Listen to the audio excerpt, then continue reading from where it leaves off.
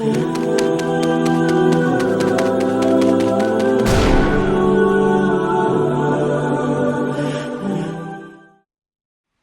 والو، انہیں اپنا دوست نہ بناؤ، اس لیے کہ یہودی اور عیسائی آپس میں ایک دوسرے کے دوست ہیں۔ اتنا بھی کافی تھا، لیکن اللہ تبارک و تعالی نے معیار ہی بدل دیا اور اتنا بڑا حکم ارشاد فرمایا۔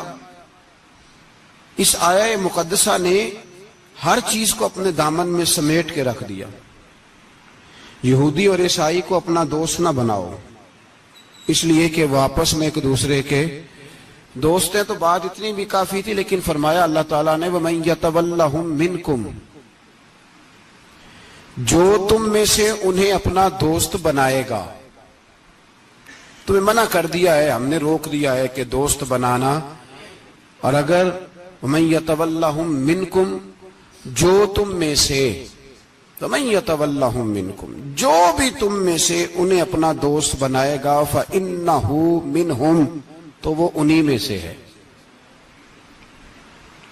تمہیں بتا دیا ہے کہ دوست یہودی اور عیسائی کو کبھی دوست بنانا، اور اگر بناؤ گے تو پھر تم، اور پھر جو قرآن مجید نے بات اس آیہ مقدسہ کو جو ختم فرمایا تو فرمایا ان اللہ لا یہدی القوم الظالمین، بے شک اللہ ظالموں کی قوم کو ہدایت نہیں دیتا۔ ظلم کرنے والوں کے نصیب میں ہدایت نہیں ہوتی۔ وہ ظلم کرتے رہتے ہیں اور انہیں سمجھایا جائے تو مانتے بھی نہیں، اس لیے کہ ہدایت ان کا نصیب نہیں ہوتی۔ میرے بھائی، دنیا میں بد نصیب ہے وہ شخص جو غلطی کرتا ہے اور پھر مانتا بھی نہیں، اور دنیا میں کم ظرف ہیں وہ لوگ، کم ظرف جو اپنے ظالم ہونے کے باوجود ظلم پر وضاحتیں پیش کرتے ہیں، اپنی غلطیوں کا اعتراف کرنے کی بجائے ان پر دلیلیں دیتے ہیں، چھوٹے ظرف کے لوگ۔ اللہ تبارک و تعالیٰ نے فرمایا یہودی اور عیسائی کو کبھی دوست نہ بنانا۔ میرے بھائیوں، میرے بزرگوں، میرے دوستوں، ہمارا دین تعصب سے پاک ہے، لیکن تسلب کا حامی ہے۔ تعصب کا مطلب یہ ہوتا ہے کہ کہنا مار دو دوسرے کو، برداشت ہی نہ کرو، اور تسلب کا مطلب یہ ہوتا ہے کہ اپنے دین میں پختہ ہو جاؤ، اپنے دین میں پکے ہو جاؤ۔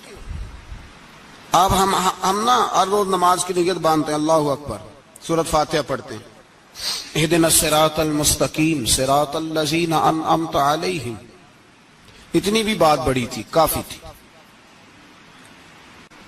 اے اللہ ہمیں صراط مستقیم پہ چلا اور ان لوگوں کے رستوں پہ چلانا جن پر تو نے انعام کیا، بڑی بات تھی، مثبت بات ہو گئی، منفی بات کی ضرورت نہ تھی۔ لیکن اللہ تبارک و تعالیٰ نے فرمایا کہ جہاں تم مجھ سے یہ دعا مانگو نا کہ صراط الذین انعمت علیہم، یا اللہ ان لوگوں کے رستوں پہ چلا جن پر تو نے انعام کیا، انبیاء، صلحاء، اتقیاء، صوفیاء، اولیاء، جہاں یہ دعا مانگنی ہے نا، ساتھ ایک اور بات بھی تم نے کرنی ہے۔ وہ کیا ہے؟ غیر المغضوب علیہم ولا الضالین، اے اللہ ان سے ہمیں بچا جن پر تیرا غضب ہوا، ان کے رستے پہ نہ چلانا جن پہ تیرا غضب ہوا اور جو گمراہ ہو گئے۔ اب دو باتیں سمجھ میں آئیں کہ مومن کو اپنے عقیدے سے پیار کرنا ہے اور کافر کے عقیدے سے اظہار بیزاری کرنا ہے، ان کے نظریے سے، ان کے عقیدے سے نفرت کرنی ہے۔ کافر کے عقیدے اور نظریے سے، اس کا کیا مطلب ہے؟ تسلب کا مطلب ہوتا ہے اپنے دین میں پکا ہونا۔ دو تین جملوں میں بات سمجھاتا ہوں، اگر آپ کی سمجھ میں آئی تو بڑا بہتر ہوگا۔ دو تین جملوں میں تسلب، پکا ہونا، اس کا کیا مطلب ہے؟ اس کا مطلب یہ ہے کہ اپنی آنکھوں پر جو تم نے اینک لگانی ہے وہ دین کی اینک لگانی ہے، جو چیز بھی دیکھنی ہے وہ دین کی آنکھ سے دیکھنی ہے، جو کچھ بھی تم نے چاہنا ہے، بڑی بات کر رہا ہوں اگر آپ سمجھے تو، جو بھی تم نے دیکھنا ہے دین کی اینک سے دیکھنا ہے، جو تم نے چاہنا ہے وہ دین کے دل کے ساتھ چاہنا ہے، اور جو تم نے سوچنا ہے وہ دین کے دماغ کے ساتھ سوچنا ہے۔ اس کا ترجمہ اقبال نے کیا، کہنے لگے قوم مذہب سے ہے، مذہب جو نہیں۔ قوم کس سے ہے؟ قوم مذہب سے ہے، مذہب جو نہیں۔ اور فاضل بریلوی کہتے ہیں دہن میں زبان تمہارے لیے اور بدن میں ہے جان تمہارے لیے، ہم آئے یہاں تمہارے لیے تو اٹھیں بھی وہاں تمہارے لیے۔ اپنی ہر چیز، ہر نقطہ نظر میں پہلے دین، اس کے بعد کوئی اور۔ کافر کے عقیدے سے ہمارے زمانے میں نا فلسفی، منطقی، ادیب، شاعر، ملنگ، تلنگ، یہ بڑی جماعتیں، کھچڑی ہے، کھچڑی۔ اب وہ کھچڑی ایک نیا درس دیتی ہے۔ وہ کھچڑی یہ کہتی ہے کہ یہ سارے اللہ کو پکارتے ہیں، سارے اسی کے نام ہیں، یہ سارے۔ ہمارے ایک سابق وزیر اعظم نے بھی کہا تھا، ایک نوجوان کی عادت دی ہے گھسی پٹی جماعت نے، وہ بھی یہی کہتے ہیں، ہولی پہ بھی چلے جاؤ، دیوالی پہ بھی چلے جاؤ، ہندوؤں کے مندر میں بھی چلے جاؤ، وہ کہتے ہیں سارے اسی کے نام ہے، جو بت کو پکار رہا ہے وہ بھی اسی کو ہی پکار رہا ہے، معاذ اللہ۔ جو رام رام کہہ رہا ہے وہ بھی بات اصل وہی ہے۔ وہ بیوقوف ہو، اگر بت کو پکارنے والا بھی کسی نہ کسی رنگ میں اللہ کو ہی پکار رہا تھا معاذ اللہ، تو پھر نبی پاک صلی اللہ علیہ وسلم کو کیا ضرورت تھی بتوں کا مقابلہ کرنے کی؟ تم نے تو سارا دین ہی مشکوک کر دیا ہے، ہر شے مشکوک ہو گئی۔ جو بتوں کو پکار رہا ہے وہ بھی اسی کو پکار رہا ہے، جو رام کہہ رہا ہے وہ بھی اسی کو کہہ رہا ہے، جو پتھر پوج رہا ہے وہ بھی، کیا تماشا لگایا ہوا ہے۔ اللہ تبارک و تعالیٰ تو اتنا غیور ہے، وہ کہتا ہے ان اللہ لا یغفر یشرک بہ ویغفر ما دون ذلک لمن یشاء، میں ہر چیز بخش دوں گا، میرے ساتھ کسی کو شریک نہ بنانا، میں اس کی معافی نہیں دوں گا۔ اللہ کے پیارے پیغمبر حضرت عزیر جناب عیسیٰ علیہ السلام کو جب لوگوں نے معاذ اللہ خدا کا بیٹا کہا تو رب تبارک و تعالیٰ نے قرآن پاک کی آیتیں نازل فرمائی، فرمایا یہ جھوٹ بولتے، یہ ظلم کرتے ہیں اپنی جانوں پر۔ او بھائی یہ کھچڑی جو پکا رہے ہیں نا ملنگ لوگ، ادیب لوگ، سارے اسی کے نام ہیں، اس کا ایک ہی نام ہے، لا الہ الا اللہ، لا الہ الا اللہ، لا الہ الا اللہ۔ اس کے سوا کوئی بھی معبود ہو ہی نہیں سکتا، سوال ہی نہیں۔ او خدا کے بندے، یہ فلسفہ، اور پھر ہم سیانے بڑے، ہمارے دلوں میں رحمت بڑی ہے، نرمی بڑی ہے، کافر کے حق میں، مشرک کے حق میں، سارے جی اسی کو پکارتے ہیں۔ تو زیادہ مہربانی کرنے والا ہے یا نبی پاک زیادہ رحمت للعالمین ہے؟ حضور نے تو فرمایا بت کے پجاری سے جہاد ہوگا تلوار کے ساتھ، پنڈت اور جوگی کاٹے جائیں گے تلوار کے ساتھ، جو اللہ تبارک و تعالیٰ کی توحید میں کسی کو شریک کرے گا مسلمان اس کے خلاف اٹھیں گے۔ تو کہہ رہا سارے یہ ایک ہیں، تسلب نہیں، دین کی پختگی نہیں۔ ہمارے ہاں لوگ مسئلہ پوچھتے ہیں، پاکستان میں جو عیسائی رہتے ہیں نا وہ غریب ہیں، پاکستان میں جو عیسائی رہتے ہیں نا وہ، اور جو امریکہ میں رہتے ہیں، پاکستان کے اندر جو لوگ ہیں نا وہ مسئلہ پوچھتے ہیں، کہتے ہیں جی عیسائیوں کے ساتھ کھانا پینا جائز ہے۔ میں نے کہا امریکہ میں جب رہتے ہو تب کیوں نہیں پوچھتے؟ یہاں تم مسئلہ پوچھتے ہو، پوچھتے ہیں نا لوگ عیسائیوں کے ساتھ کھانا پینا جائز ہے کہ ناجائز ہے، اور وہاں جب تمہیں ضرورت ہوتی ہے پاسپورٹ کی تو عیسائی بی بی سے نکاح کر لیتے ہو۔ اور پوچھو نا اپنے ملک کے سیاستدانوں سے، پوچھو ان سے کہ تمہارے بچے جو جا کے وہاں روٹیاں کھاتے ہیں تو کون سے ہوٹل ہیں جہاں بالکل جائز تمہارے لیے علیحدہ سے پکتا ہے؟ وہ جو تم نے وہاں رشتہ داریاں کی ہوئی ہیں، تمہارے بچے وہاں رہ رہے ہیں تو وہاں مسئلے نہیں یاد؟ اگر ایک غریب نالی صاف کرنے والا عیسائی آئے تو اس کے بارے میں فتویٰ ہے کہ اس کے ساتھ روٹی نہیں کھانی، اور ٹرمپ آ جائے تو پھر کوئی مولوی مسئلہ نہیں پوچھتا کہ اس کے ساتھ کھانا جائز ہے کہ ناجائز ہے۔ ہمارا وہ جو کفر کے معاملے میں اظہار بیزاری تھا، نفرت کافر کے عقیدے سے، ہم کبھی نہیں کہتے کہ عیسائیوں کے مندروں کو آگ لگا دو. کبھی جلوس لے کے گئے ہیں کہ مندر گرانا ہے؟ بولے. ان کا گرجا کبھی گرایا ہے؟ ہندو کا مندر، مرزئی کی عبادت گاہ، اقلیت قرار دے دیا. ٹھیک ہے، جہاں عیسائی علیحدہ سے اپنا کام کر رہے ہیں تم بھی کرو. لیکن ہم ان کے عقیدے کے کبھی بھی حامی نہیں ہو سکتے. اگر کہیں کہ عیسائی بھی صحیح کہہ رہا ہے، حضرت مریم کو اللہ کی بیوی کہہ رہا ہے، جناب عیسیٰ کو اللہ کا بیٹا کہہ رہا ہے، اور تو کوئی سارے اسی کے نام ہیں، تو یہ بات تیری درست. اس لیے کہ ہم تو روز کہتے ہیں قل هو اللہ احد اللہ الصمد لم یلد ولم یولد. نہ کسی کا باپ ہے نہ کسی کا بیٹا ہے. ولم یکن لہ کفوا احد. اس کا تو کوئی ہمساری نہیں، اس جیسا دوسرا کوئی ہے ہی نہیں. تو بھائی جس عقیدے کا تو اعلان کر رہا ہے، جو آدمی تیرے عقیدے کے خلاف چل رہا ہے، اس کو تو نے صحیح کیسے کہہ دیا؟ یہ کیسے ہو؟ تو میرے بھائی، اسلام یہ کہتا ہے کہ اساس، بنیاد، نظریہ. تو اپنے نظریے پہ ناز کرے گا، دوسرے کے نظریے سے اظہار بیزاری کرے گا. اور بھائی جاگو اور بس کر دو، جاگ جاؤ. اساس، بنیاد، نظریہ اصل ہے، اور اصل پر سمجھوتا ہو سکتا؟ ہو ہی نہیں سکتا. بخاری شریف میں ایک حدیث ہے، بات مضبوط کرنے کے لیے عرض کرتا ہوں. حضرت یحییٰ ایک تابعی بزرگ ہیں، وہ کہتے ہیں حضرت عبداللہ ابن عمر رضی اللہ تعالیٰ عنہ میرے پاس آئے تو میں نے ان سے کہا حضور ہمارے محلے میں ایک جماعت رہتی ہے مسلمانوں کی، وہ نمازیں بھی پڑھتے ہیں، روزے بھی رکھتے ہیں، زکوٰۃ بھی دیتے ہیں، حج بھی کرتے ہیں، بس تقدیر کو نہیں مانتے. صرف ایک چیز کے انکاری ہیں، تقدیر کے. تو کیا حکم ہے؟ تو آپ فرمانے لگے ان سے کہہ دو کہ ہمارا تمہارا کوئی تعلق نہیں. ان سے کہہ دو ہمارا تمہارا کوئی رشتہ نہیں، ہمارا تمہارا کوئی کسی قسم کا رابطہ. اور فرمایا ان کو بتا دینا کہ رسول پاک کے صحابی نے فتویٰ دیا ہے جتنی مرضی نمازیں پڑھو، جتنے مرضی روزے رکھو، اور احد پہاڑ کے برابر اگر تمہارا دل کرے تو صدقے کرو، پر تمہارا کوئی عمل اللہ کی بارگاہ میں قبول نہیں جب تک تمہارا عقیدہ صحیح نہیں، جب تک تمہارا نظریہ ٹھیک نہیں، اتنی دیر تک کوئی عمل اللہ کی بارگاہ میں تمہارا قابل قبول نہیں. اساس پر، بنیاد پر کوئی سمجھوتا ہو سکتا؟ بنیادوں پر سمجھوتے نہیں ہوتے بھائی.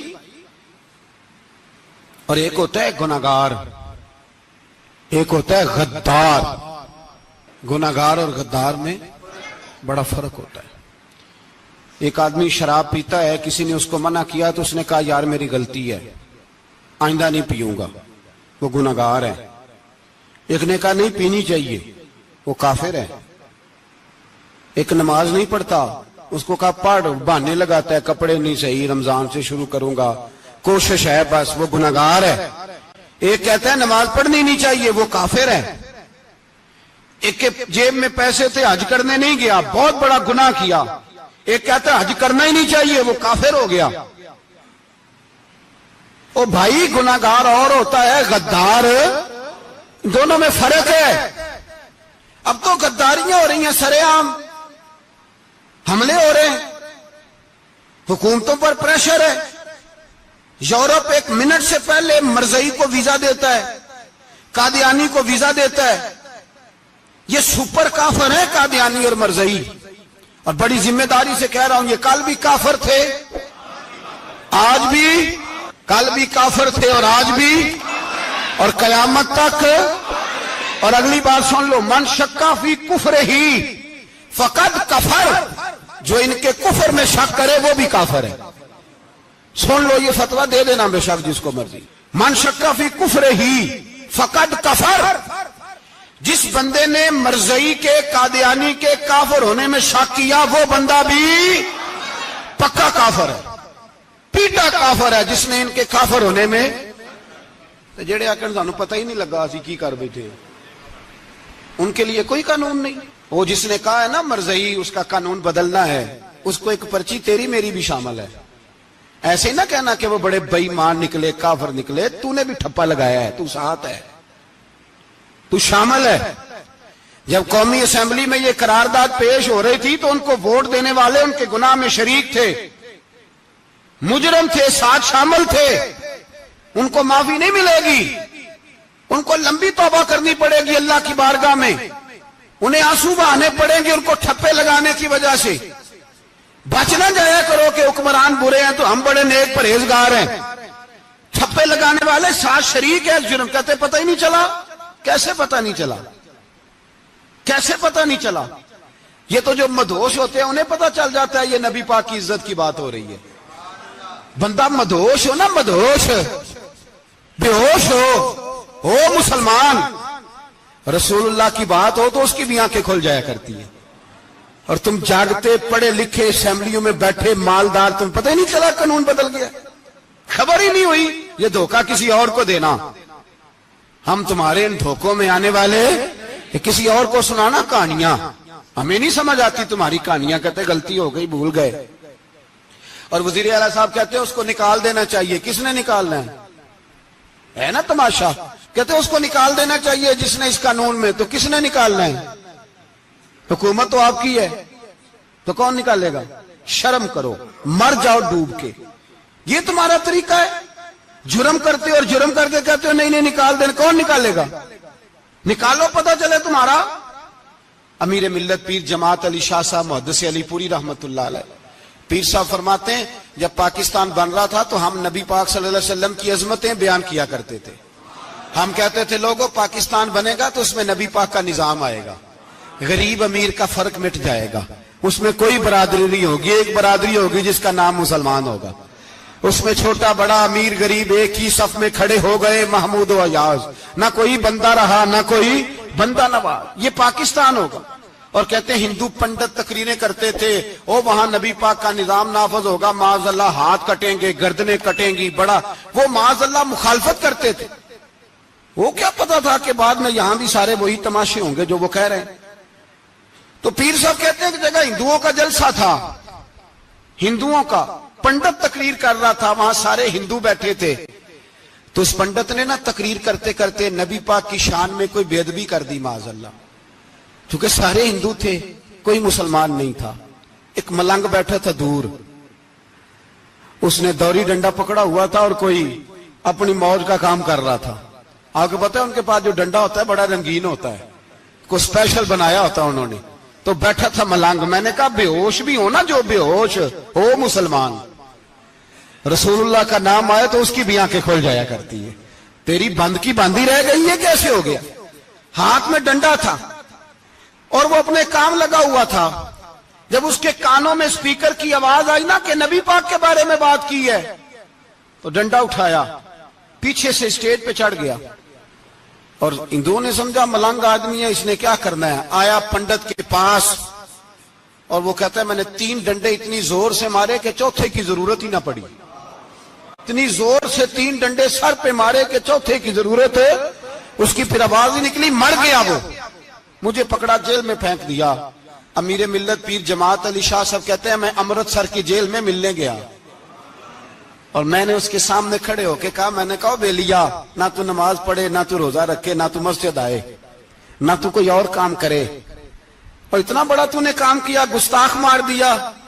تو پیر صاحب کہتے ہیں وہ ملنگ اپنے پیروں پہ اٹھ کے کھڑا ہو گیا اور اس کی آنکھوں میں آنسو تھے، اور میری طرف دیکھ کے کہنے لگا پیر جی میں لمیاں گلاں تے نہیں آندیاں، میں انپڑھ چوکھا تے نے مینوں پتا، گناہگار ہاں، بڑا گناہگار ہاں، بڑا گناہگار ہاں، بڑا گناہگار، بڑا گناہگار ہاں، پر قسم اللہ دی عزت دی میں گناہگار ہاں پر اپنے نبی دا غدار نہیں، گناہگار ہاں پر رسول اللہ دا غدار کوئی بات نہیں۔ اگر کوتاہیاں کرتا ہوں تب یہ تو نہیں نہ ہو سکتا کہ اونچی اور سچی سرکار کی کو میرے سامنے بے ادبی کر کے چلا جائے۔